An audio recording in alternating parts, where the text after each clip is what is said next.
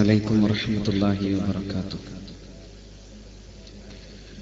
الحمد لله والصلاة والسلام على أشرف رسول الله وعلى آله وصحبه أجمعين. أعوذ بالله من الشيطان الرجيم. بسم الله الرحمن الرحيم. ومن يشاقق الرسول من بعد ما تبين له الهدى ويتبع غير سبيل المؤمنين. صدق الله مولانا العلي العظيم. اللهم صل على رسولك سيدنا محمد وعلى آل سيدنا مولانا محمد. ഈ വേദിയുടെ അധ്യക്ഷൻ ബഹുമാനായ ടി.കെ. കബീർ ദാരിമി,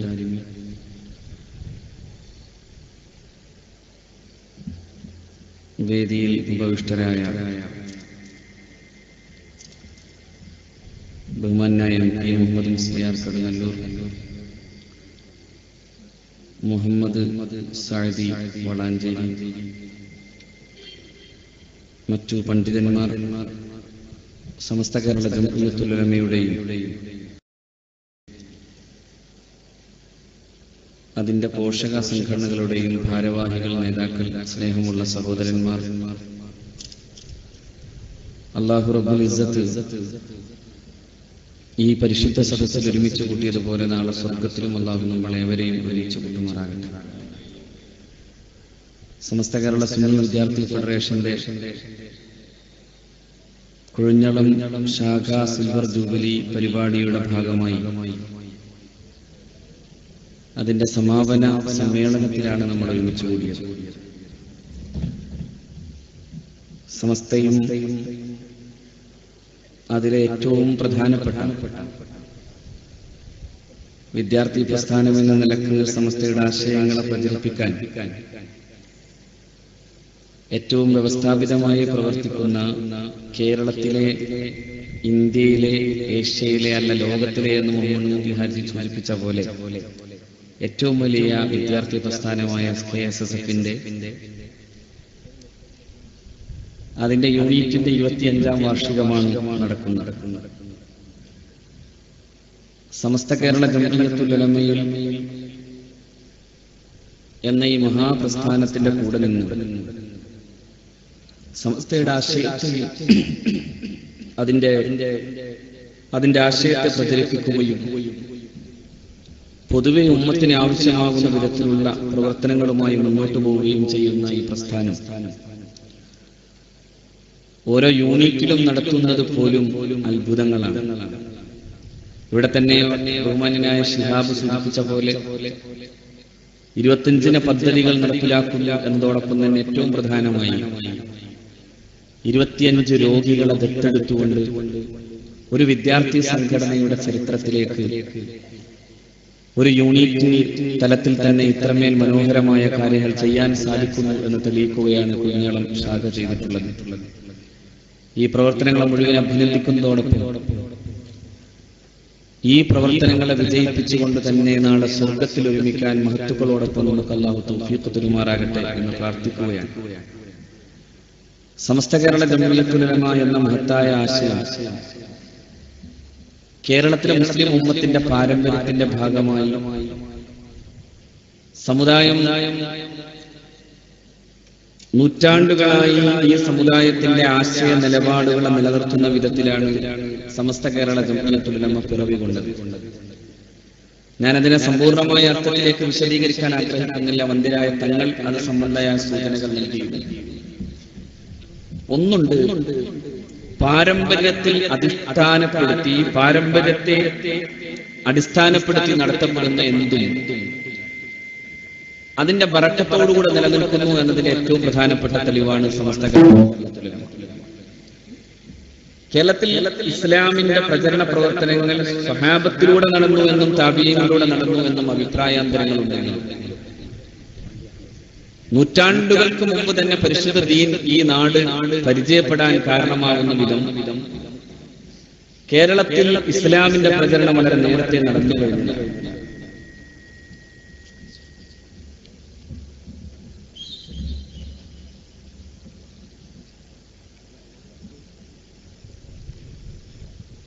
അതിന്റെ സമ്പൂർണമായ പാരമ്പര്യത്തെ സ്വഹാബത്തിലൂടെയും താബിഈലൂടെയും താബിഈലൂടെയും പഠിച്ചെടുക്കാൻ, ആ പാരമ്പര്യത്തിൽ അടിസ്ഥാനപ്പെടുത്തി തന്നെ മുന്നോട്ട് പോകാനും കേരളത്തിലെ മുസ്ലിം ഉമ്മത്തിന് സാധിച്ചു. ആ അടിസ്ഥാനപരമായ അതിന്റെ പ്രധാനപ്പെട്ട അതിന്റെ ആശയതലം നിലനിന്നതിന് തഅലീമു മാ അല്ലമല്ലാഹു വ തഹ്ദീറു മാ ഹഖറല്ലാഹു എന്നർത്ഥമാണ്. അള്ളാഹു മാനിക്കാൻ പറഞ്ഞതിനെ അള്ളാഹു ബഹുമാനിക്കാൻ പറഞ്ഞതിനെ മാനിക്കുകയും അള്ളാഹു നിഷേധിക്കാൻ നിന്ദിക്കാൻ പറഞ്ഞതിനെ നിന്ദിക്കുകയും ചെയ്യുക എന്നുള്ളതാണ്. ഇസ്ലാമിന്റെ അടിസ്ഥാനപരമായ മുദ്രാവാക്യവും ഇതുതന്നെയാണ്. അള്ളാഹു മാനിക്കാൻ പറഞ്ഞത് എന്തൊക്കെയുണ്ടോ അതിനെല്ലാം, അള്ളാഹു നിന്ദിക്കാൻ പറഞ്ഞത് എന്തൊക്കെയുണ്ടോ അതിനെല്ലാം നിന്ദിക്കുക. ഈ അടിസ്ഥാന മുദ്രാവാക്യത്തിൽ നിലനിന്നുകൊണ്ടാണ് കേരളത്തിലെ മുസ്ലിം ഉമ്മത്തിന്റെ പാരമ്പര്യം നിലനിൽക്കുന്നത്. അത് പ്രവാചകന്മാരെ ആദരിക്കുന്നിടത്തായാലും, സ്വഹാബത്തിനെ ആദരിക്കുന്നിടത്തായാലും, താബിഈങ്ങളെ ആദരിക്കുന്നിടത്തായാലും, അതുവഴി കടന്നു വന്ന മഹാരഥന്മാരായ ഉലമാഇനെ ആദരിക്കുകയും സ്നേഹിക്കുകയും ചെയ്യുന്നിടത്താണെങ്കിലും നമ്മൾ കാണുന്നത് ഈ തഅലീമുമാണ്. അല്ലാഹ് മാനിക്കാൻ പറഞ്ഞതിനെ അള്ളാഹു മാനിച്ചതിനെ മുഴുവൻ മാനിക്കണം. സമസ്ത കേരള ജംഇയ്യത്തുൽ ഉലമയുടെ പ്രത്യേകതയും ഇത് തന്നെയാണ്. അള്ളാഹു മാനിക്കാൻ പറഞ്ഞതിനെ മാനിക്കണമെന്ന അടിസ്ഥാനപരമായ ഈ ആശയത്തെയാണ് സമസ്ത കേരള ജംഇയ്യത്തുൽ ഉലമ കേരളത്തിലെ മുസ്ലിം ഉമ്മത്തിന് പഠിപ്പിച്ചത്. അഹ്ലുസുന്നത്തി വൽ ജമാഅ എന്ന ആശയം അത് തന്നെ. അതുകൊണ്ട് എന്തുണ്ടായി നിങ്ങൾ ആലോചിക്കൂ. ലോകത്തെവിടെയുമുള്ള മുസ്ലിങ്ങളുടെ അവസ്ഥകൾക്കപ്പുറത്ത് വ്യവസ്ഥാപിതമായ ഒരു ഇസ്ലാമിക സംസ്കാരത്തെ പടുത്തുയർത്താനും അത് ഏറ്റവും ഉയർന്ന തലത്തിൽ തന്നെ നിലനിർത്താനും കേരളത്തിലെ മുസ്ലിങ്ങൾക്ക് സാധിച്ചു. ഇന്നിപ്പോ ബഹുമാന്യനായ മുഹമ്മദ് ഉണ്ണി ഹാജിയുടെ സൂചിപ്പിച്ച പോലെ വളരെ വ്യവസ്ഥാപിതമായി തൃശ്ശൂരിൽ നടന്നിട്ടുള്ള സമ്മേളനം ഉൾപ്പെടെ ഒരു വിദ്യാർത്ഥി പ്രസ്ഥാനത്തിന്റെ അഭിമാനകരമായ 25ാം വാർഷിക മഹാസമ്മേളനം കണ്ടിട്ട് ഇതൊരു ഇന്റർനാഷണൽ സമ്മേളനമായി പോയോ എന്ന് പോലും പറയുന്ന അവസ്ഥയിലേക്ക് ഇതര മതവിഭാഗങ്ങളിലെ ആളുകളെ പോലും അത്തരത്തിൽ പറയിപ്പിക്കുന്നിടത്തേക്ക് നമുക്ക് എത്തിക്കാൻ സാധിക്കും. തൃശ്ശൂരിലെ ബിഷപ്പ് തന്നെ സൂചിപ്പിച്ചത് ഇത്രമേൽ മനോഹരമായി വ്യവസ്ഥാപിതമായ ഒരു സമ്മേളനം എങ്ങനെ നിങ്ങൾക്ക് നടത്താൻ സാധിച്ചു. ഈയിടെ 2-3 ആഴ്ചകൾക്കിടയിൽ അദ്ദേഹത്തിന്റെ അരമനയിൽ നിന്നൊരു ഫോൺ കോൾ വന്നത്, നിങ്ങൾ നടത്തിയതുപോലെ ഒരു റാലി നടത്തണമെന്ന് മോഹം തോന്നിപ്പോവുകയാണ്, നിങ്ങൾ ആ കുട്ടികൾക്ക് കൊടുത്തിട്ടുള്ള അതേ യൂണിഫോം ഞങ്ങൾക്ക് തരുമോ എന്ന്. ഞാൻ പറഞ്ഞു, അച്ഛനോട് അങ്ങനെ തരാൻ കഴിയില്ല. കാരണം അത് അതിന് ഞങ്ങൾക്ക് കൊടുക്കാവുന്ന ഞങ്ങൾ കൃത്യമായി നിശ്ചയിച്ചിട്ടുള്ള ഒരു യൂണിഫോമാണ്. ആ യൂണിഫോം മറ്റാർക്കും കൊടുക്കില്ല. അദ്ദേഹം പറയാണ്, ഇത് വളരെ വ്യവസ്ഥാപിതമായി ഇത്രമേൽ മനോഹരമായ ഒരു സമ്മേളനം തൃശ്ശൂർ കണ്ടിട്ടില്ല. വളരെ വ്യവസ്ഥാപിതമായി അതിന്റെ ഓരോ കാര്യങ്ങളെയും നിശ്ചയിക്കുകയും അങ്ങനെ നടത്തുകയും ചെയ്ത ഈ സമ്മേളനം ഉൾപ്പെടെയുള്ള ഓരോന്നും മുസ്ലിം ഉമ്മത്തിന് നാളെ എങ്ങോട്ട് പോകണമെന്ന് നിശ്ചയിച്ചു തരുന്ന തരത്തിലാണ് ഇത്തരം പരിപാടികളൊക്കെ. എന്തുകൊണ്ട് എന്ന ചോദ്യം പ്രധാനമാണ്. ഞാൻ പറയുന്നു, കേരളത്തിലെ മുസ്ലിം ഉമ്മത്തിനെ സമസ്ത പഠിപ്പിച്ച വഴിയിലൂടെ പോകാൻ കേരളത്തിലെ മുസ്ലിം ഉമ്മത്ത് തയ്യാറായതാണ്. അതുകൊണ്ടാണ് വിദ്യാഭ്യാസ രംഗത്ത് അതുപോലെ തന്നെ രാഷ്ട്രീയ സാമൂഹിക രംഗത്ത് നമുക്ക് വളർച്ച ഉണ്ടാക്കാൻ സാധിച്ചത്.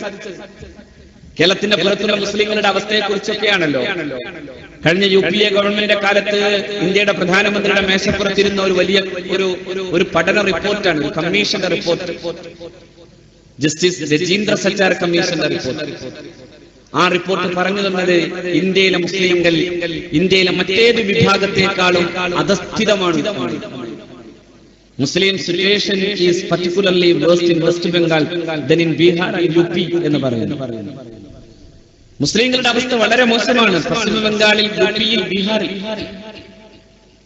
വിദ്യാഭ്യാസ രംഗത്തില്ല, രാഷ്ട്രീയമില്ല, സാമൂഹികമായില്ല. വളരെ പരിതാപകരമായ ഒരവസ്ഥയിലൂടെ കടന്നുപോകുന്ന ഇന്ത്യയിലെ മുസ്ലിങ്ങളുടെ അവസ്ഥകളെ കുറിച്ചാണ് സച്ചാർ കമ്മീഷന്റെ റിപ്പോർട്ട് വന്നത്.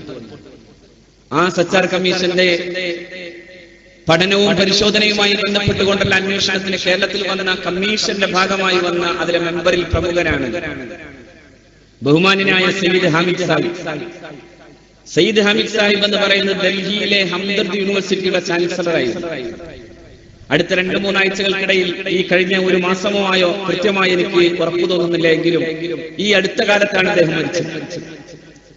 പക്ഷെ ഹാമിദ് സാഹിബിന് ഒരിക്കൽ ഡൽഹിയിൽ വെച്ച് ഞങ്ങൾ ഒരു അഭിമുഖം നടത്തിയപ്പോ ഹാമിദ് സാഹിബിനോട് ഞങ്ങൾ ചോദിച്ചു, അല്ല ഹാമിദ് സാഹിബ്, കേരളത്തിലെ മുസ്ലിങ്ങളെ കുറിച്ച് പഠിക്കാൻ സച്ചാർ കമ്മീഷന്റെ ഭാഗമായി വന്നപ്പോൾ എന്തു തോന്നി കേരളത്തിലെ മുസ്ലിങ്ങളെ കുറിച്ച്?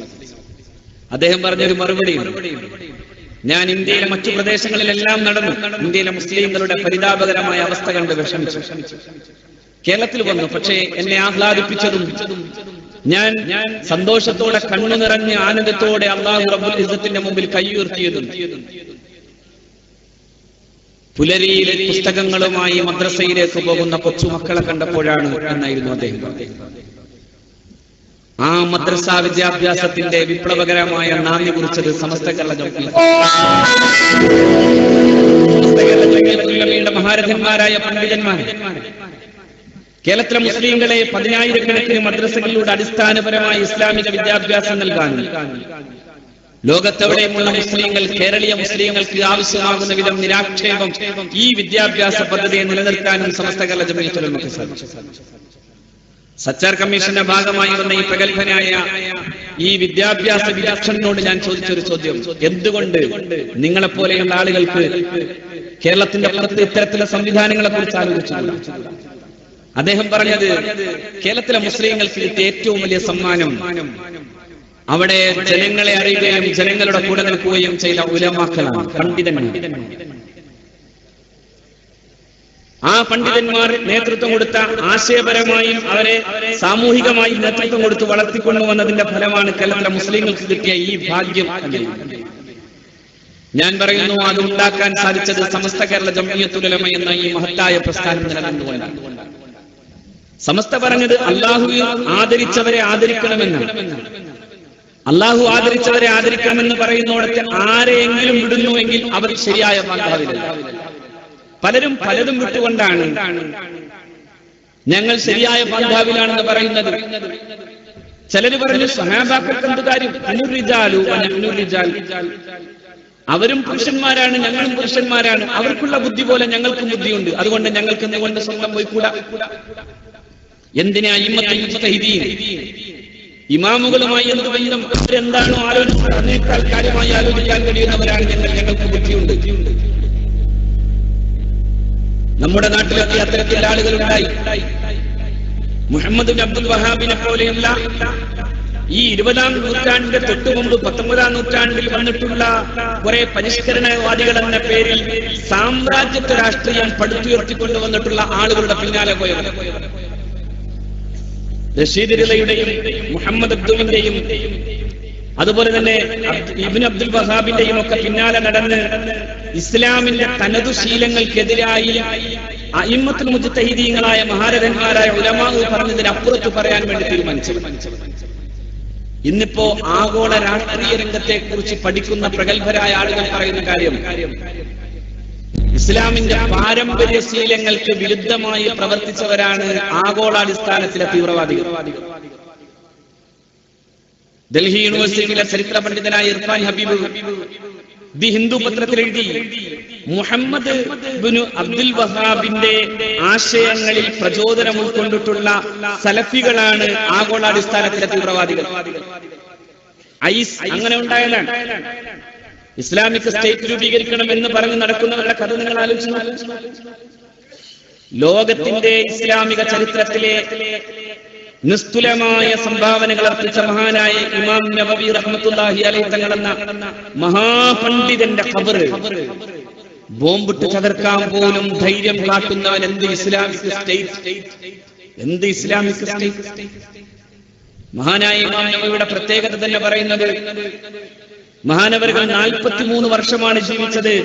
മഹാനവറുകളുടെ ബർത്ത്ഡേ ടു ഡെത്ത് ഡേ, അവിടുന്ന് ജനിച്ച അന്നു മുതൽ മരണം വരെയുള്ള സമയം ഒരാൾക്ക് ലഭ്യമായാൽ, മഹാനായ ഇമാം നവവി തങ്ങളുടെ കിതാബുകൾ എഴുതാൻ തുടങ്ങിയാൽ തീരാത്ത വിധം ഗ്രന്ഥങ്ങൾ എഴുതിയ, ദർസെടുത്ത, ഇസ്ലാമിക പ്രബോധനം നടത്തിയ മഹാപണ്ഡിതനാണ് ഇമാം നവവി റഹ്മത്തുള്ളാഹി. പക്ഷേ ഇമാം നവവിയുടെ ഖബർ ബോംബിട്ട് തകർക്കുന്നു. മഹാനായ അബ്ദുൽ കബീർ റിഫായി തങ്ങളുടേതെന്ന് പറയപ്പെടുന്ന ഖബറുകൾ ബോംബിട്ട് തകർക്കുന്നു. എന്തു ഇസ്ലാമിക് സ്റ്റേറ്റ്, എന്തു ഇസ്ലാമിക് സ്റ്റേറ്റ്? യഥാർത്ഥത്തിൽ കേരളത്തിലെ മുജാഹിദുകൾ അതിൽ അഭിമാനം കൊണ്ട് പറയുന്നു,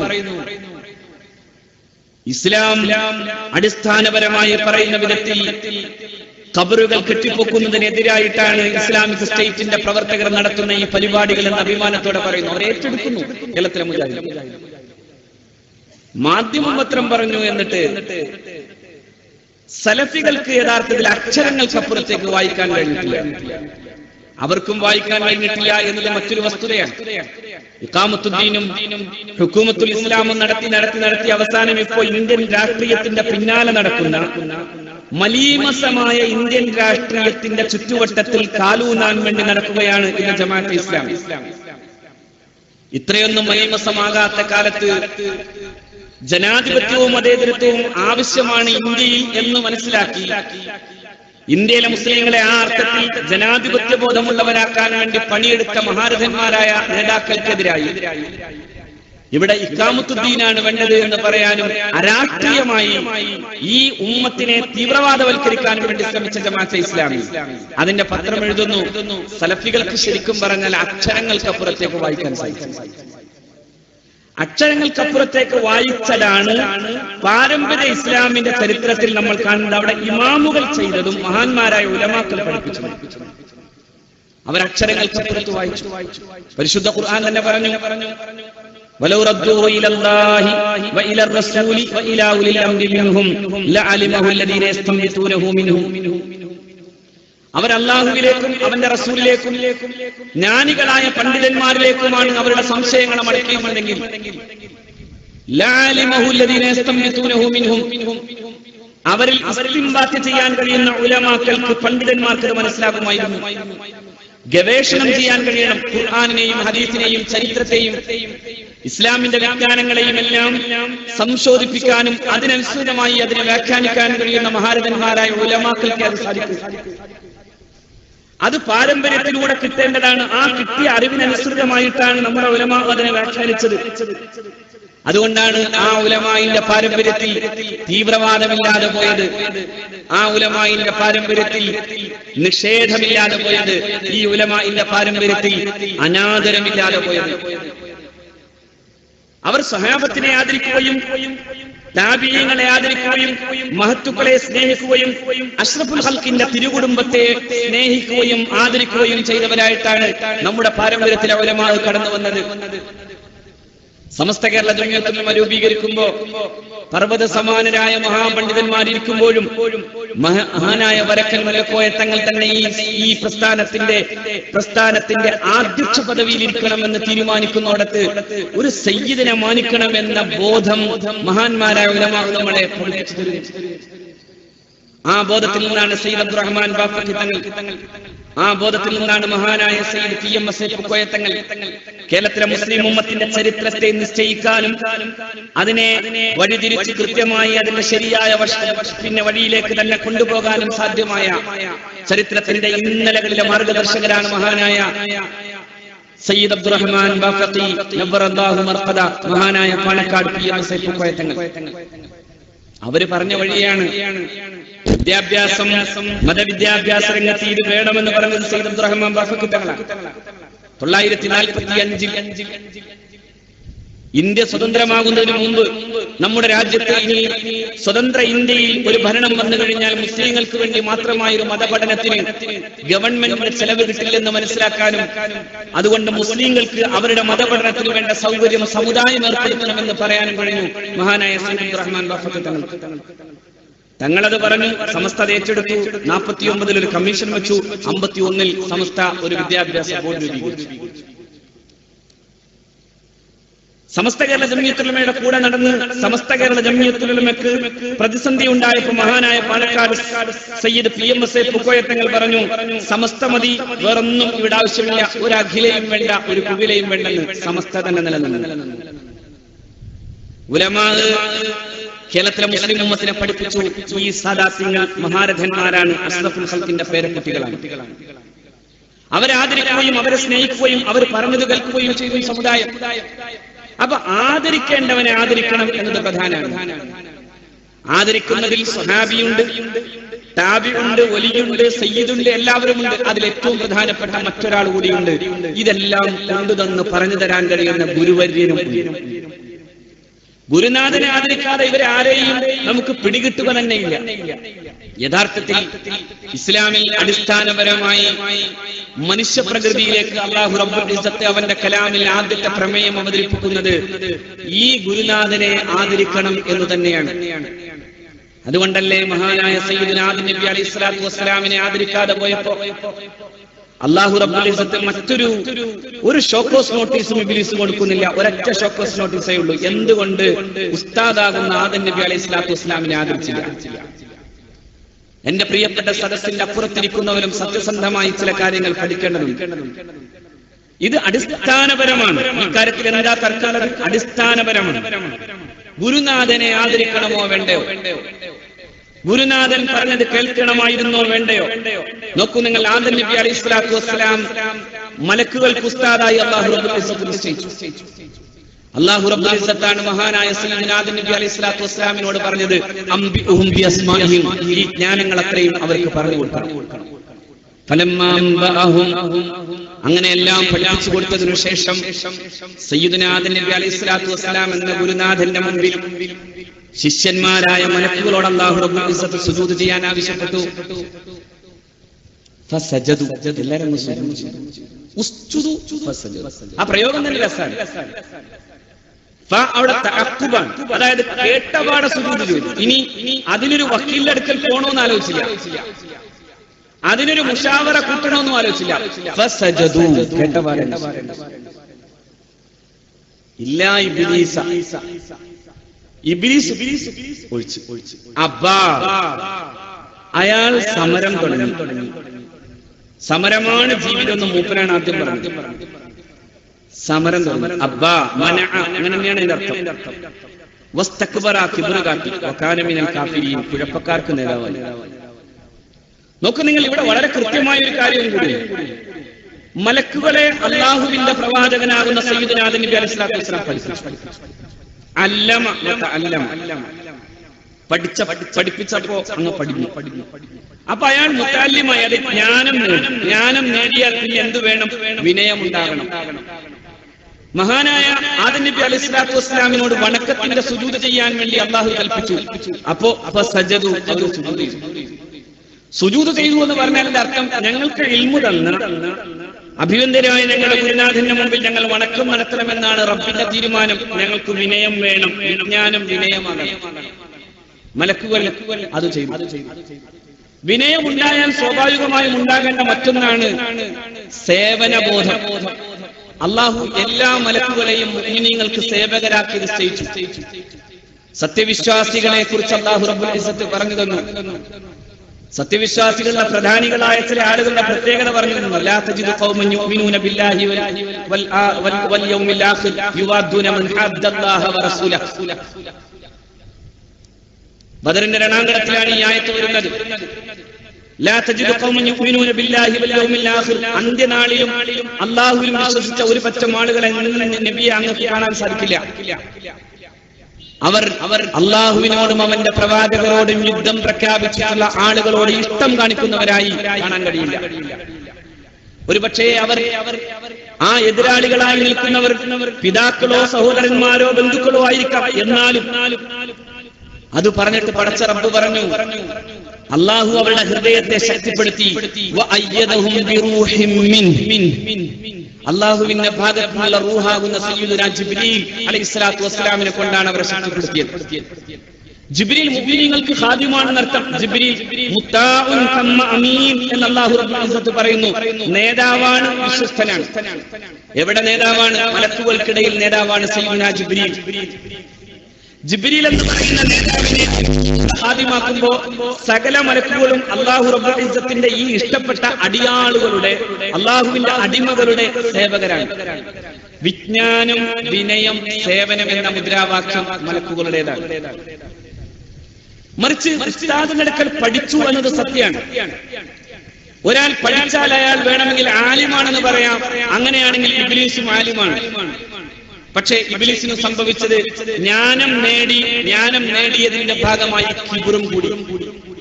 കിബറ് കൂടിയാൽ കുഴപ്പം കൂടും. അപ്പോ ജ്ഞാനം, കിബറ്, കുഴപ്പം.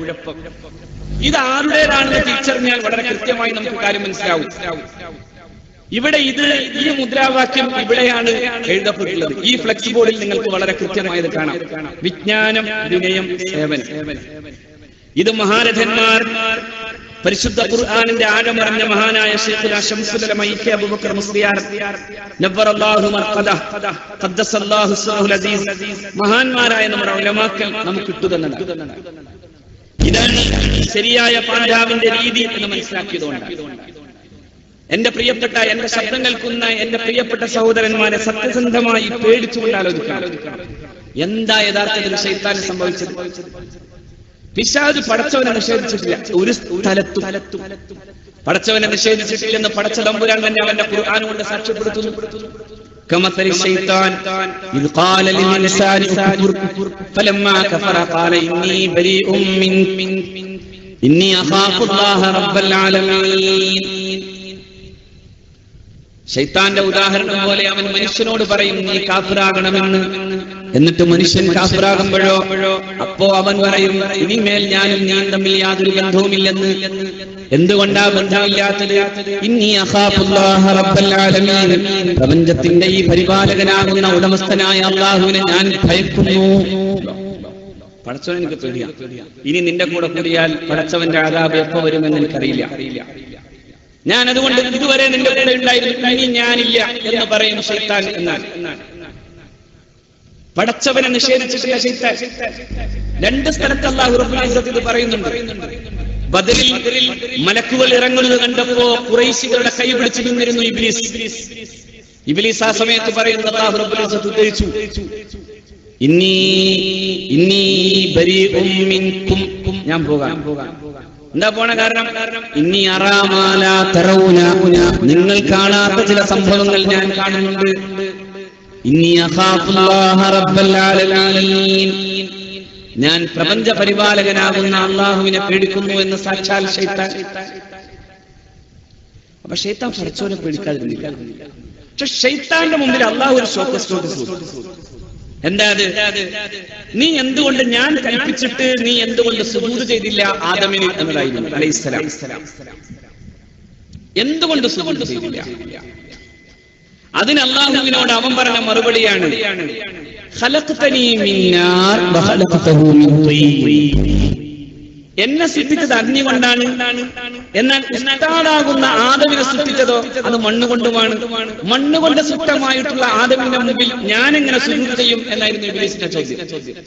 നിങ്ങൾ ആലോചിക്കണം, ഇത് യഥാർത്ഥത്തിൽ ശിഷ്യൻ ഒരു കാരണവശാലും പറയാനോ ആലോചിക്കാനോ പാടില്ല. എന്തുകൊണ്ട്? ഉസ്താദിന്റെ വലിപ്പം ഉസ്താദിന്റെ ഭൗതികമായ വലിപ്പമല്ല. ഉസ്താദിന്റെ ഭൗതികമായ വലിപ്പത്തിലേക്കാണ് സത്യത്തിൽ ഇബ്ലീസ് നോക്കിയത്. ഉസ്താദിന്റെ ഭൗതികമായ വലിപ്പം എന്ന് പറയുന്നത് അതിന്റെ റോ മെറ്റീരിയലുമായി ബന്ധപ്പെട്ടതാണ്. ആ റോ മെറ്റീരിയൽ വളരെ മോശമാണ്. ഖുർആൻ തന്നെ പറയുന്നു അത് സ്വൽസാലാണ്. സ്വൽസാൽ എന്ന് പറയുന്നത് കുഴച്ചെടുത്താൽ കിട്ടുന്ന ഏറ്റവും, അതായത് ദുർഗന്ധം വമിക്കുന്ന മാംസകഷ്ണം പോലെയാണ് സ്വൽസാൽ. ആ മണ്ണ് കൊണ്ടാണ് മനുഷ്യൻ സൃഷ്ടിക്കപ്പെടുന്നത്. അതുകൊണ്ട് തന്നെ ഉസ്താദിന്റെ ഭൗതികമായ വലിപ്പത്തിലേക്ക് നോക്കി ഉസ്താദിന്റെ വലിപ്പത്തെ പറയാൻ തീരുമാനിച്ചാൽ അത് അപകടമാണ്. അല്ലാഹു റബ്ബുൽ ഇസ്സത്ത് അതുകൊണ്ട് തന്നെയാണ് പറഞ്ഞത് ഫഖ്റുജ് മിനാ ഫഇന്നക റജീം. ഇത് ഡിസ്മിസൽ ഓർഡറാണ്, സസ്പെൻഷൻ അല്ല. കൊടുത്തു പൊക്കളം. ഇത് വളരെ കൃത്യമായി മനസ്സിലാക്കേണ്ടതാണ്. ഇത് ഡിസ്മിസൽ ഓർഡറാണ്. സസ്പെൻഷൻ ആണെങ്കിൽ നമുക്ക് നേരത്തെ 6 മാസത്തിന്റെയോ അല്ലെങ്കിൽ 6 വർഷത്തിന്റെയോ കാലാവധിയെങ്കിലും തീരുമാനിച്ചു വെക്കാമായിരുന്നു. അങ്ങനെയല്ല. ഫഖ്റുജ് മിൻഹാ ഫഇന്നക റജീം, കടക്കടാപ്പുറത്ത് ഇനി ഈ വഴിക്ക് കടന്നേക്കരുത് എന്നായിരുന്നു അല്ലാഹുവിന്റെ കൽപ്പന. എന്തുകൊണ്ട്? ഉസ്താദിന്റെ ഭൗതികമായ വലിപ്പത്തിലേക്ക് മാത്രം നോക്കിപ്പോയി. ഉസ്താദിന്റെ ഭൗതിക വലിപ്പത്തിലല്ല, ആത്മീക വലിപ്പത്തിലാണ് കാര്യമെന്ന് മലക്കുകൾക്ക് മനസ്സിലായി. മലക്കുകൾ നോക്കിയത് ഈ ഇൽമിന്റെ നൂറാനിയത്തിനെ ഖൽബിൽ ഉൾക്കൊണ്ട സയ്യിദുനാ ആദം എന്ന് പറയുന്ന ഞങ്ങളുടെ ഗുരുനാഥന്റെ മുമ്പിൽ അല്ലാഹുവിന്റെ കൽപ്പന പ്രകാരം വണക്കത്തിന്റെ സുജൂദ് ചെയ്യുന്നോടത്ത് ഞങ്ങൾക്കൊന്നും കുറയുന്നില്ല, കൂടുകയുള്ളൂ എന്ന് മനസ്സിലാക്കാൻ അല്ലാഹുവിന്റെ മഹാന്മാരായ മുഖറബീകളായ മലക്കുകൾക്ക് സാധിച്ചു. അതുകൊണ്ടോ അല്ലാഹു അവരെ അല്ലാഹുവിന്റെ ഏറ്റവും അടുത്ത ദാസന്മാരെന്ന നിലയിലാക്കുകയും ഏറ്റവും അടുത്ത ദാസന്മാരുടെ ഖാദിമീങ്ങളാക്കുകയും ചെയ്തു. ഇബ്ലീസ് പടച്ചവനെ നിഷേധിച്ചതിന്റെ പ്രശ്നമല്ല. നമ്മൾ ചിലരൊക്കെ പറയാറുണ്ട് എന്താ കുഴപ്പം ചില സംഘടനകൾക്ക്, അവരും നമ്മളെ പോലെയൊക്കെ അല്ലേ വർത്തമാനം പറയുന്നത്, നമ്മളെ പോലെ തന്നെയല്ലേ പ്രബോധനം നടത്തുന്നത്? അല്ല, അടിസ്ഥാനം പിഴക്കുന്നുണ്ടോ എന്നതാണ് പ്രധാനം. ഇബ്ലീസ് പടച്ചോനെ നിഷേധിച്ചില്ലല്ലോ. ലോകത്ത് വന്ന വലിയ ശാസ്ത്രകാരന്മാർ പടച്ചോനെ നിഷേധിച്ചവരാണ്. മനുഷ്യൻ സർവ ലോക തൊഴിലാളി സമൂഹത്തിന്റെ ആധിപത്യം ആദ്യമായി ഏറ്റെടുക്കപ്പെടുന്ന സോഷ്യലിസ്റ്റ് കമ്മ്യൂണിസ്റ്റ് റഷ്യയുടെ അധിപനായി വന്നത് V.I. ലെനിനാണ്. Vladimir Ilyich Lenin. ഇന്നത്തെ മെയ് ദിനം ഓർക്കുമ്പോൾ തൊഴിലാളി വർഗ സർവാധിപത്യം എന്നായിരുന്നു കമ്മ്യൂണിസ്റ്റുകാരൻ പറഞ്ഞത്. 1937 സോവിയറ്റ് യൂണിയൻ അധികാരം ഏറ്റെടുക്കപ്പെടുമ്പോ ലോകത്തോട് അയാൾ ആദ്യമായി പ്രസംഗിച്ച പ്രസംഗം പോലും ആദ്യം പറഞ്ഞത് ദൈവത്തെ നമ്മൾ കശാപ്പ് ചെയ്യുന്നു. We will grapple with the God. We will conquer him in the highest heaven. Whenever he seeks refuge, we will subdue him forever. നാം ദൈവത്തെ സ്വർഗത്തിൽ വെച്ച് തന്നെ കീഴടക്കും. ദൈവം തമ്പുരാൻ എവിടെയെങ്കിലും ഒളിക്കാൻ ശ്രമിച്ചാൽ we will conquer him in the highest heaven. Whenever he seeks refuge, we will subdue him forever. എന്നേക്കുമായി കശാപ്പ്. പടച്ചോൻ വേണ്ടെന്ന് പറഞ്ഞു തുടങ്ങിയതാണ് കമ്മ്യൂണിസം. അതിന്റെ രാഷ്ട്രീയം ഞാൻ പറയല്ലോ. പക്ഷേ അതിന്റെ അടിസ്ഥാനപരമായ സിദ്ധാന്തത്തിന്റെ പ്രത്യേകത എന്താണ്? പക്ഷേ നിങ്ങൾ ആലോചിച്ചു, ഇബ്ലീസ് അവിടേക്ക് പോലും പോയിട്ടില്ല.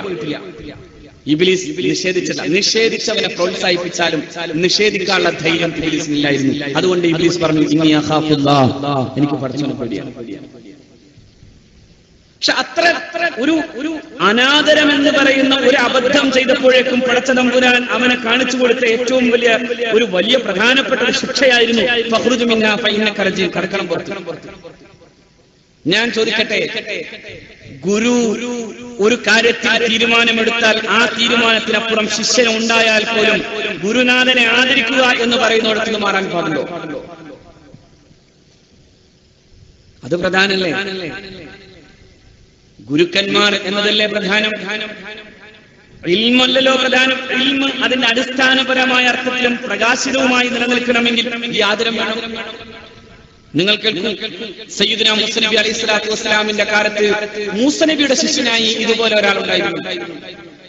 വിശുദ്ധ ഖുർആൻ തന്നെ പറഞ്ഞു, ഇന്ന ഖാറൂന കാന മിൻ ഖൗമി മൂസ, മൂസയുടെ ജനവിഭാഗത്തിൽപ്പെട്ട ആളായിരുന്നു ഖാറൂൻ. പക്ഷേ അല്ലാഹു റബ്ബുൽ ഇസ്സത്ത് പറയുന്നു, ഫബഗാലൈഹിം, അവൻ കുഴപ്പമുണ്ടാക്കി.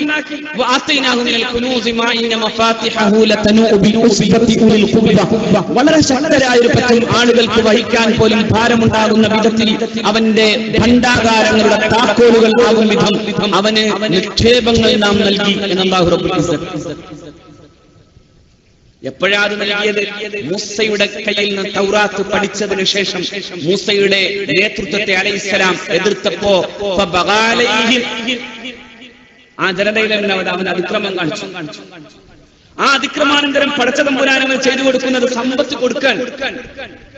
അനന്തപത്മനാഭക്ഷേത്രത്തിന്റെ അറകൾ തുറന്നപ്പോൾ കിട്ടിയതിനേക്കാൾ ഏറെ സമ്പത്ത് ഇയാൾക്കുണ്ടായിരുന്നു എന്ന് വേണം കരുതാൻ. കാരണം ഖുർആൻ പറയുന്നത് അനുസൃതമാണ്.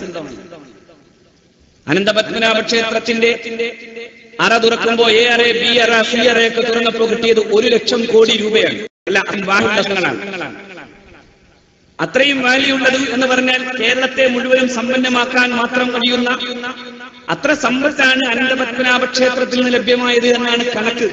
അതും കേവലം ഔദ്യോഗിക കണക്ക്. അതിനേക്കാളും അപ്പുറത്തായിരിക്കണം എന്നാണ് അനൗദ്യോഗികം. നിങ്ങൾ ആലോചിക്കണം. ഇവിടെ ഖാറൂനെ കുറിച്ചാണ് അല്ലാഹു റബ്ബുൽ ഇസ്സത്ത് പറയുന്നത്.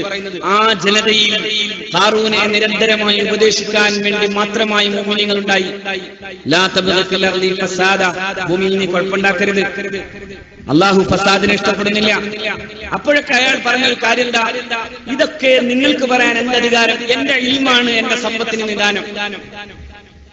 ഇന്നമാ ഉതീതു അലാ ഇൽമിൻ ഇൻദി, എനിക്ക് കിട്ടിയ അറിവിൽ നിന്നാണ് ഞാൻ ഈ സമ്പത്ത് മുഴുവൻ ഉണ്ടാക്കിയത്. ഇതിൽ ആരോടും പ്രതിബദ്ധതയില്ല. ഇതിലേക്ക് എന്റെ ഗുരുനാഥനോട് പ്രതിബദ്ധതയില്ല, സമുദായത്തോട് പ്രതിബദ്ധതയില്ല. ഈ കാര്യത്തിൽ ഈ സമുദായത്തിന്റെ നായകനാകുന്ന സയ്യിദുനാ മൂസയോട് പ്രതിബദ്ധതയില്ല അലൈഹിസ്സലാം. പക്ഷെ ഒരു കാര്യം ഉണ്ടായി. മൂസയുടെ ആ നേതൃത്വത്തെ അലൈഹിസ്സലാം ആ ജനത അംഗീകരിക്കുന്നു എന്ന് വന്നപ്പോ അതിനെതിരായി എന്ത് ചെയ്യണമെന്ന് അയാൾ തീരുമാനിച്ചു. ആത്മീയത കൊണ്ട് നേർക്കുനേരെ നിന്ന് തല്ലാൻ കഴിയില്ല എന്ന് മനസ്സിലാക്കിയപ്പോൾ അയാൾ മറ്റൊരു പണി ചെയ്തു. നേതൃത്വം ഗംഭീരമാകണമെങ്കിൽ ഭൗതികമായ വലിപ്പം പ്രകടിപ്പിക്കണം. അതൊരു രാഷ്ട്രീയക്കാരന്റെ ബുദ്ധിയാണ്. അല്ലാഹു റബ്ബുൽ ഇസ്സത്ത് പറയുന്നു, ഖാറൂൻ ചെയ്ത പണി യാത്ര നടത്തുക എന്നതായിരുന്നു. ഫഖറജ അലാ ഖൗമിഹി ഫീ സീനതിഹി ഖാല الذين يريدون الحياة الدنيا يا ليت لنا مثل ما أوتي قارون إنه لذو حظ عظيم. സുബ്ഹാനല്ലാഹ്. എന്തൊരു വല്ലാത്തൊരു ആയത്താണ് ആലോചിച്ചോക്കെ. ഫഖറജ അലാ ഖൗമിഹി ഫീ സീനതിഹി, ആ ജനതയിലേക്ക്, അവന്റെ ജനതയിലേക്ക് എല്ലാ ആഡംബരങ്ങളോട് കൂടെയായിരുന്നു അയാൾ ഇറങ്ങി പുറപ്പെട്ടത്.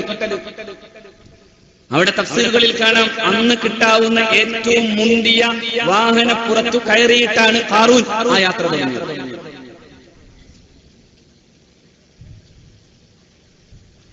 അന്ന് കിട്ടാവുന്ന ഏറ്റവും മുന്തിയ വാഹനപ്പുറത്തു കയറി 10,000-കണക്കിന് ചെറുപ്പക്കാരോടൊപ്പം ആ യാത്ര തുടങ്ങി.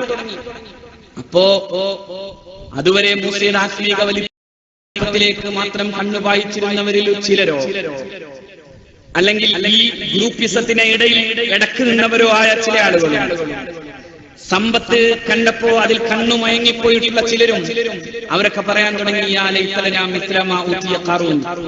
ഖാറൂന് കിട്ടിയതുപോലെ നമുക്ക് കിട്ടിയിരുന്നുവെങ്കിൽ ഇന്നഹു ലദു ഹദ്ദിൻ അദീം.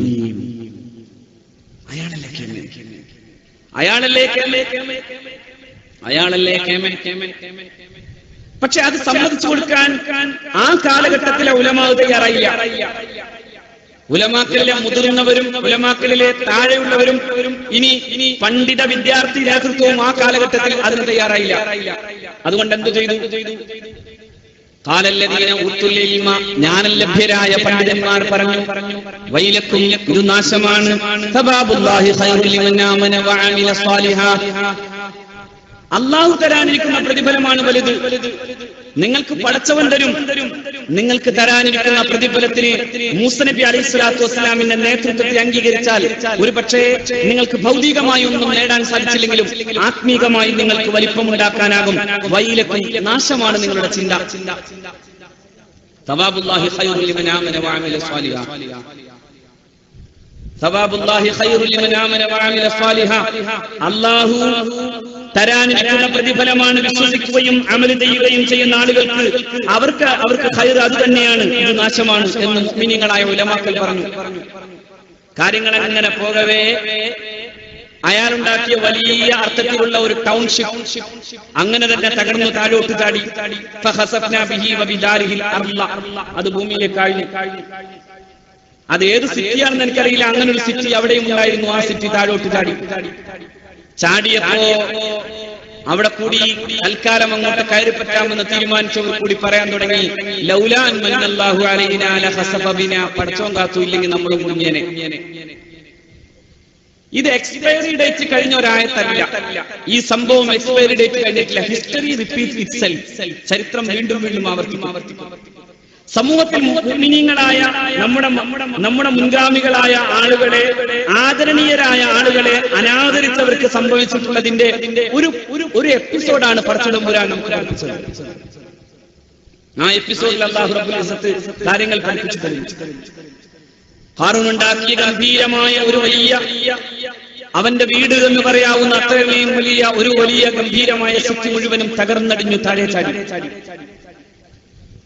ഇപ്പോ ഹരിത ട്രിബ്യൂണൽ പറയുന്നു, തൽക്കാലം എന്നല്ല, ഒരിക്കലും പണിയരുത്. കാശ് കൊടുത്ത കുറെ മുതലാളിമാർ പറയുന്നു, കുടുങ്ങി നമ്മൾ, നേരത്തെ ആലോചിച്ചാൽ മതിയായിരുന്നു. പണ്ടേ ആലോചിക്കേണ്ടതായിരുന്നു ആ മുതലാളിമാരൊക്കെ. ആത്മീയത എവിടെ നിൽക്കുന്നു എന്നറിയുന്ന ചില മുതലാളിമാർ പോലും കാശ് കൊടുത്തവരിൽ പെടും. ഇപ്പോ സ്വകാര്യമായി നമ്മളോടൊക്കെ വിഷമം പറയാറുണ്ട്, കുടുങ്ങിപ്പോയി ഉസ്താദെ, നമ്മൾ അന്ന് ആലോചിച്ചില്ല, കോടികളാണ് കൊടുത്തത്. പക്ഷെ സംഭവിച്ചത് എന്തെന്നറിയോ? യഥാർത്ഥത്തിൽ ഇങ്ങനെ ഒരു സ്ഥലത്ത് ഇത് ചെയ്താൽ രക്ഷപ്പെടില്ല എന്നറിയുന്നതോടൊപ്പം അത് ചെയ്യാൻ തീരുമാനിക്കുന്നോടത്ത് അതിനേക്കാൾ വലിയ കച്ചവടക്കണ്ണുണ്ടായിരുന്നു. ആ ഹരിത ട്രിബ്യൂണലിന്റെ മുമ്പിലെത്തുന്ന വക്കീൽ എതിർഭാഗത്ത് നിന്ന് സ്വന്തം താല്പര്യപ്രകാരം ആ അർത്ഥത്തിൽ കേസ് കൊടുക്കുകയും അങ്ങനെ മുന്നോട്ട് പോവുകയും ചെയ്ത ഒരു ടീം വക്കീലുമാർ അവരോട് ഹരിത ട്രിബ്യൂണൽ ചോദിച്ചത്, നേരത്തെ ആകാമായിരുന്നില്ലേ, എന്തായി കാട്ടിക്കൂട്ടിയിട്ടുള്ളത് എന്നായിരുന്നു. ഒരു ടൗൺഷിപ്പിന് ആവശ്യമാകുന്ന വിധം ഉത്തരവാദിത്തപ്പെട്ട അതിന്റെ പ്രത്യേക ഭാഗങ്ങളിൽ നിന്ന് കിട്ടേണ്ട അനുമതി പത്രങ്ങളൊന്നും വാങ്ങാതെ തന്നെ തുടങ്ങണമെങ്കിൽ ബുദ്ധിയില്ലാഞ്ഞിട്ടല്ല, മറിച്ച് ഇതും കച്ചവടമാക്കിയാൽ പോന്ന കോടികൾ പോക്കറ്റിലാകും എന്ന് മനസ്സിലാക്കിയത് കൊണ്ടാണ്. ഇപ്പോ ഈ മുതലാളിമാർ പറയുന്നു ലൗലാനു അല്ലാഹു അലൈന, പടച്ചോൻ കാത്തു, കുറച്ച് കൂടുതൽ കൊടുത്തില്ലല്ലോ, ഉള്ളതെങ്കിലും കയ്യിലായി. ഇതാണ് നാം വളരെ വ്യക്തമായി പഠിക്കേണ്ടത്. ആദരിക്കേണ്ടവരെ ആദരിക്കാതെ, അതും അതിൽ പ്രധാനിയായ ഗുരുവര്യന്മാരെ ആദരിക്കാതെ ഏത് ഇസ്ലാമിക നന്മയുടെ കൂടെയാണ് എന്റെ പ്രിയപ്പെട്ട സഹോദരന്മാരെ ഇത് കേൾക്കുന്നവയിൽ നെഞ്ചത്ത് കൈവച്ച് നിങ്ങൾക്ക് നിൽക്കാനാവുക? നെഞ്ചത്ത് കൈവച്ച്. വാശിയുടെ പേരിലാണെങ്കിൽ നമ്മൾ ഉത്തരവാദികളല്ല, ദുർവാശിയാണെങ്കിൽ നമുക്കതിൽ ഉത്തരവാദിത്വമില്ല. പക്ഷേ മനസ്സാക്ഷിയോട് ചോദിക്കണം, ആരായിരുന്നു കണ്ണിയത്ത് അഹ്മദ് മുസ്ലിയാർ നവ്വറല്ലാഹു മർഖദ? ഞാനത് പറഞ്ഞു തരാൻ ഒരു അർത്ഥത്തിൽ യോഗ്യതയല്ല. കാരണം ഈ പരിസരം മുഴുവനും ആ മഹാനുഭാവന്റെ ധന്യ സാന്നിധ്യത്തിന്റെ ഓർമ്മകൾ നിറഞ്ഞു നിൽക്കുന്ന സ്ഥലമാണ്. കണ്ണിയത്ത് ഉസ്താദിന്റെയും ശംസുലുമയുടെയും അവസാനം മഹാനായ തൃപ്പനച്ചി മുഹമ്മദ് മുസ്ലിയാർ നവ്വറല്ലാഹു മർഖദ നവ്വറല്ലാഹു മറാഖിദഹു, ഈ മഹത്തുക്കളോടൊക്കെ ഞാൻ ഈ ചരിത്രത്തിന്റെ എപ്പിസോഡ് അവസാനിപ്പിക്കുമ്പോൾ ആലോചിച്ചു പോയ ഒരായത്ത്,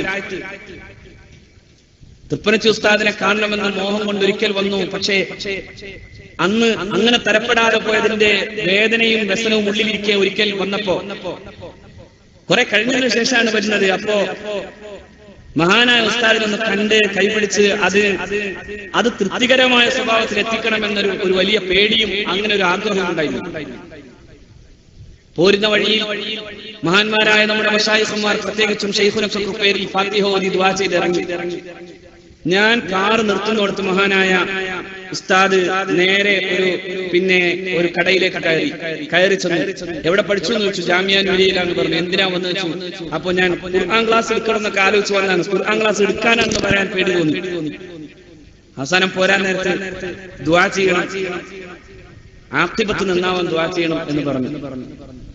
മഹാനായ ഉസ്താദ് ഓതി തന്ന ആയത്തിലാണ്, തിൽക്കദ്ദാറുൽ ആഖിറ നജ്അലുഹാ ലില്ലദീന ലാ യുരീദൂന ഉലുവൻ ഫിൽ അർളി വലാ ഫസാദ. എന്നിട്ട് പറഞ്ഞ ബാക്കിയോടെ വലാഖിബത്തു ലിൽ മുത്തഖീൻ എന്നോടി കൊടുത്തു. പിന്നെ ഒന്നും ചോദിക്കാൻ നിന്നില്ല, വേഗം ഇറങ്ങി. അടുത്തത് ഒന്നും ആവാതിരിക്കാൻ ആലോചിച്ചു പോകണം. അതായത് അത്രയും മഹാരഥന്മാരായ ഒരുപാട് മഹത്തുക്കളുടെ കാൽ പതിയാൻ ഭാഗ്യം ലഭ്യമായ ഒരു മണ്ണിൽ ആ ഗുരുക്കളെയും ആ മഹത്തുക്കളെയും അപമാനിക്കുന്ന വിധത്തിലേക്ക് പോകണമായിരുന്നു. സാമാന്യം എങ്ങനെയെങ്കിലും ചിന്തിച്ചു. കേരളത്തിന്റെ രാഷ്ട്രീയ ചരിത്രത്തിൽ ഒരുപാട് കാര്യങ്ങൾ പറയാം. ഞാൻ പറയാം, ഇന്ദിരാഗാന്ധി ഇന്ത്യൻ നാഷണൽ കോൺഗ്രസ് എന്ന് പുറത്താക്കപ്പെട്ടു. അന്ന് മഹാനായ സയ്യിദ് അബ്ദുറഹ്മാൻ ബാഫഖി തങ്ങളാണ് പറഞ്ഞത്, ഇന്ദിര ഒരു കൊടുങ്കാറ്റ് പോലെ തിരിച്ചു വരും. അതൊരു രാഷ്ട്രീയ വീക്ഷണത്തിന്റെയും രാഷ്ട്രീയമായ ഒരു ദീർഘക്കാഴ്ചയുടെയും ഒക്കെ ഭാഗമാണ്. അന്ന് ഇന്ദിരയുടെ കൂടെ കേരളത്തിൽ നിൽക്കാൻ രണ്ട് പേരേ ഉള്ളൂ. ഒന്ന് CM സ്റ്റീഫനും, മറ്റൊന്ന് K കരുണാകരനും. കേരള രാഷ്ട്രീയം പഠിക്കണം. അന്ന് ദേവരാജ അറസ്റ്റിന്റെ കൂടെ പോയിരുന്നു AK ആന്റണി. മഹാനായ CH മുഹമ്മദ് ഖുറ സാഹിബ് പറഞ്ഞു, ആന്റണി ഇപ്പോൾ യു ആണ്, പക്ഷേ പതുക്കെ ഇത് നിവർന്ന് അയ്യാകാൻ വലിയ താമസമില്ല.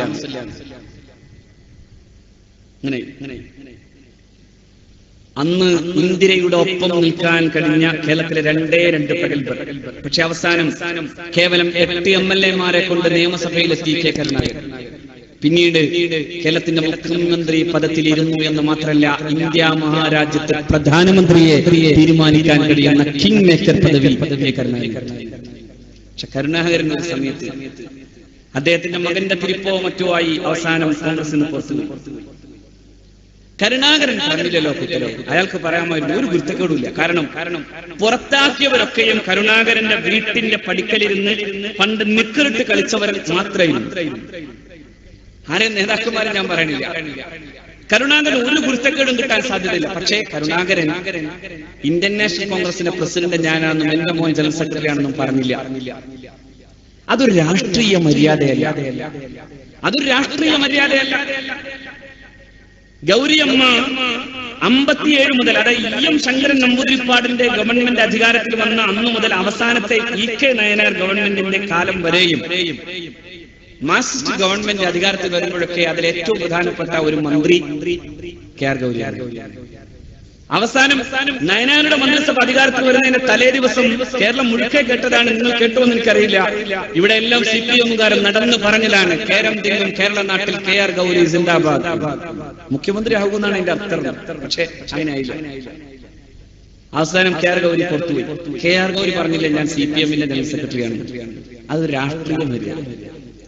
അതൊരു രാഷ്ട്രീയ മര്യാദയാണ്. M.V. രാഘവൻ പറഞ്ഞില്ല, ഞാൻ CPM-ന്റെ ജനറൽ സെക്രട്ടറി, ഞാൻ CMP-യുടെ ജനറൽ സെക്രട്ടറിയാണ് ഞാൻ പറഞ്ഞു.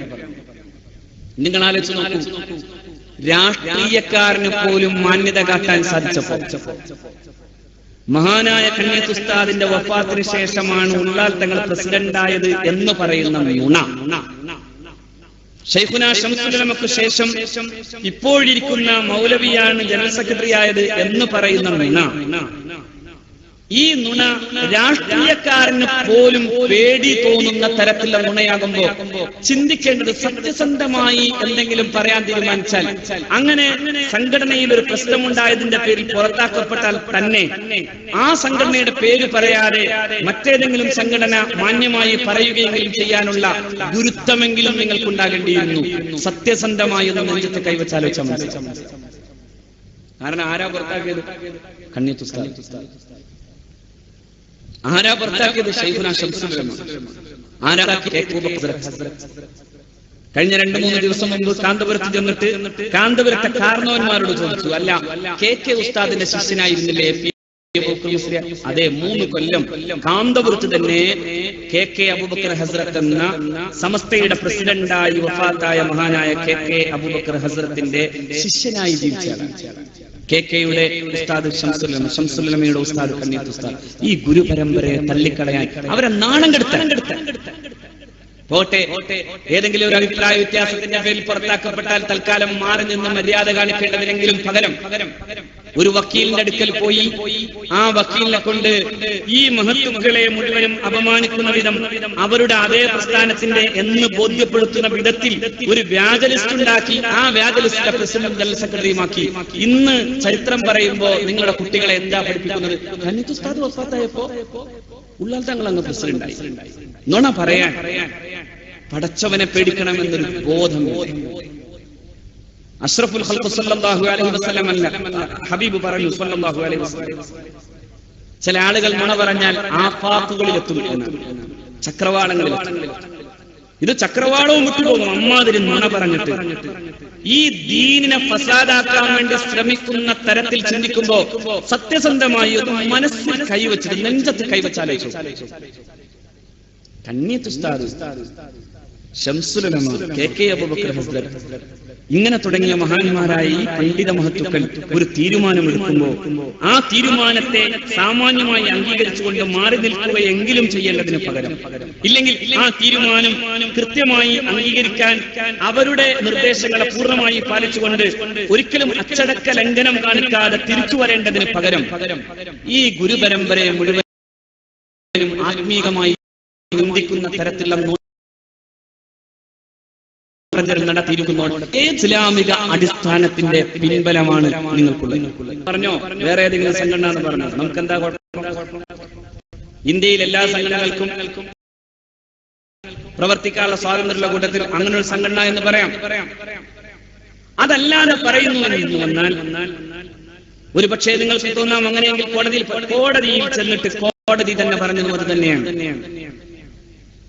സമസ്ത കേരള ജംഇയ്യത്തുൽ ഉലമ കൊടുത്ത ലിസ്റ്റ്, ശൈഖുനാ ശംസുൽ ഉലമ കൊടുത്ത ലിസ്റ്റ്, കോഴിക്കോട് രജിസ്ട്രാർ സമ്മതിച്ച ലിസ്റ്റ് ഇന്ത്യ മഹാരാജ്യത്തിന്റെ സുപ്രീം കോടതി അംഗീകരിച്ചുകൊണ്ടാണ്. അതിനെ ചോദ്യം ചെയ്തുകൊണ്ട് കൊടുത്ത ഹർജിയിൽ ഇന്ത്യയുടെ പരമോന്നത നീതിപീഠം പറഞ്ഞത് ദിസ് അപ്പീൽ ഈസ് ഡിസ്മിസ്ഡ്. ഈ അപ്പീൽ തള്ളിക്കളയും. ഇതിന് ഒരു മെറിറ്റും കൊടുക്കാൻ കഴിയില്ല. കാരണം ഇതുവരെ പറഞ്ഞ വിശകലനങ്ങൾ പ്രധാനമായും രജിസ്ട്രാറുടെ ഈ നടപടി ശരിയായിരുന്നു എന്ന് വിശദീകരിച്ചുകൊണ്ട് അതിനെ ചോദ്യം ചെയ്ത അപ്പീൽ തള്ളിക്കളഞ്ഞു 2008. പിന്നെ അതിന്റെ പിന്നാലെ പോകാൻ ഞങ്ങളിങ്ങനെ പിന്നെ നോളജ് സിറ്റി ഉണ്ടാക്കുമെന്നും ആകാശത്ത് പള്ളി പണിയുമെന്നും പറഞ്ഞ് പിരിച്ചിട്ടില്ലാത്തത് കൊണ്ട് തന്നെ ഈ സമ്പത്ത്, സമസ്തയുടെ ഈ സമ്പത്ത് കൊണ്ടുപോയി വെറുതെ കേസു നടത്തി തീർക്കേണ്ടതല്ല എന്ന് ബോധ്യമുള്ളത് കൊണ്ട് ആവശ്യമുള്ളപ്പോൾ മാത്രമേ അത്തരം പരിപാടികൾ നമ്മൾ നടത്താറുള്ളൂ. നിങ്ങൾ ആലോചിച്ച് നോക്കൂ, ഈ സത്യസന്ധത അതെങ്കിലും പരമാവധി പുലർത്താൻ സാധിച്ചിട്ടില്ല. അതുകൊണ്ട് ആദരിക്കേണ്ടവരെ ആദരിക്കുക എന്നതാണ് സമസ്ത മുന്നിൽ വെച്ച ഏറ്റവും പ്രധാനപ്പെട്ട പ്രമേയം. ആ പ്രമേയമാണ് സമസ്ത കേരള സുന്നി വിദ്യാർത്ഥി ഫെഡറേഷൻ. കഴിഞ്ഞ 25 കൊല്ലമായി സമസ്ത കേരള ജംഇയ്യത്തുൽ ഉലമയുടെ കൂടെ നടന്ന് ആ മഹാരഥന്മാരായ ഉലമാഇന്റെ ആശീർവാദവും അവരുടെ അനുഗ്രഹത്തിന്റെയും തണലിൽ ജീവിച്ച് കേരളീയ മുസ്ലിം സമൂഹത്തിന്റെ ചരിത്രത്തിലില്ലാത്ത വിദ്യാർത്ഥി പ്രസ്ഥാനം എന്ന നിലക്ക് വിദ്യാഭ്യാസ സാമൂഹിക രംഗത്തെ ഔന്നത്യങ്ങൾ ഉണ്ടാക്കിയെടുക്കാൻ സാധിച്ചു. മതവിദ്യാർത്ഥിയെ പ്രോത്സാഹിപ്പിച്ചതോടൊപ്പം തന്നെ ഇന്ത്യയിലെ ഏറ്റവും ഉന്നതമായ ഉദ്യോഗ പദവി എന്ന് പറയുന്ന IAS-ലേക്ക് എത്താൻ നമ്മുടെ വിദ്യാർത്ഥികൾക്ക് ആവശ്യമായ പ്രചോദനം നൽകിയപ്പോ അൽഹംദുലില്ലാഹ് ഇന്ന് 3 പേർ ഞങ്ങൾ SKS-കാരാണെന്ന് നെഞ്ചത്ത് കൈവച്ച് പറയും. 2 പേർ ഇന്ത്യയിലെ 2 പ്രധാനപ്പെട്ട സംസ്ഥാനങ്ങളിലെ 2 ജില്ലകളിലെ കളക്ടർമാരായി ജോലി ചെയ്യുന്നു.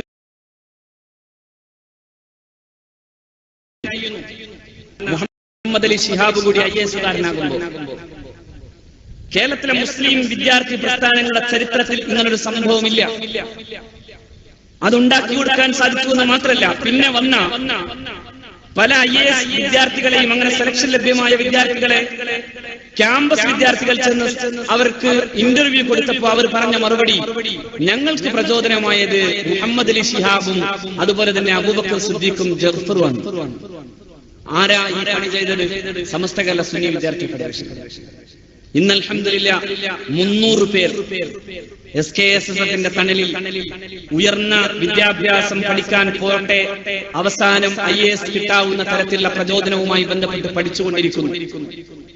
ഞാൻ 300 പേരും നാളെ IAS-കാരാകുമെന്ന് പറഞ്ഞാൽ നിന്നെയും കൂടെ പകരക്കാരനെ കൂടെ പ്രസംഗിപ്പിക്കാൻ വിടരുതുണ്ട്. കാരണം അങ്ങനെ പറയാനുള്ള മനക്കെട്ടി എനിക്കില്ല. അല്ലേ? അതൊരു സ്വപ്നം. പക്ഷേ അതിലെ 50 പേരെങ്കിലും IAS-കാരാകാൻ നമുക്ക് അല്ലാഹു സൗഭാഗ്യം തന്നാൽ കേരളീയ മുസ്ലിം സമൂഹത്തിന്റെ വിദ്യാർത്ഥി ചരിത്രത്തിലല്ല, കേരളത്തിന്റെ മുസ്ലിം സാമൂഹിക ജീവിതത്തിന്റെ ചരിത്രത്തിലെ ഏറ്റവും പ്രധാനപ്പെട്ട നമ്മൾ ചെയ്യുന്നത് എന്തൊക്കെയാണ്?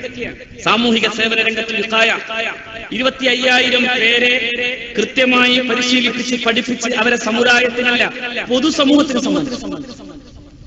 കേരളത്തിന്റെ മുഖ്യമന്ത്രി കയ്യറ്റ കുഞ്ഞിന്റെ ശരീരം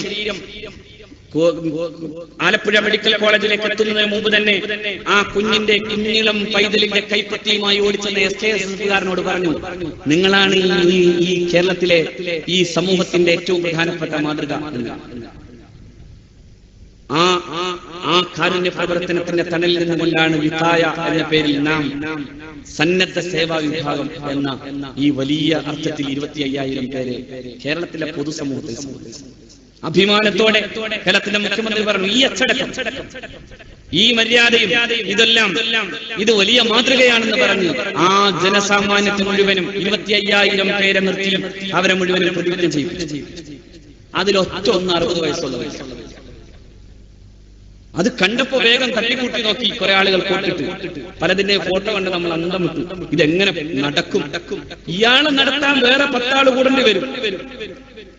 അത്തരം ആളുകളാണ് അത്രേ സേവക വിഭാഗം എന്ന പേരിൽ ഇറക്കുന്നത്. ഞങ്ങൾ പറയുന്നു, ഞങ്ങളുടെ കൂട്ടത്തിലെ ഈ 25,000 പേര് ഒറ്റ കുട്ടി 60 വയസ്സില്ല.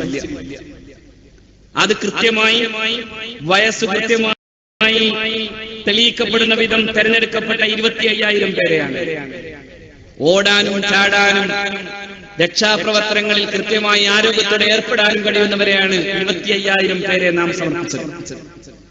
ഇത് 25,000 ഇല്ലായിരുന്നില്ല എന്ന് മാത്രമല്ല, കിട്ടിയതൊക്കെയും പലപ്പോഴും ചുങ്ങിച്ചുളിഞ്ഞ് വടികുത്താൻ കഴിയുന്ന ഉപ്പാപ്പമാരെയാണ്.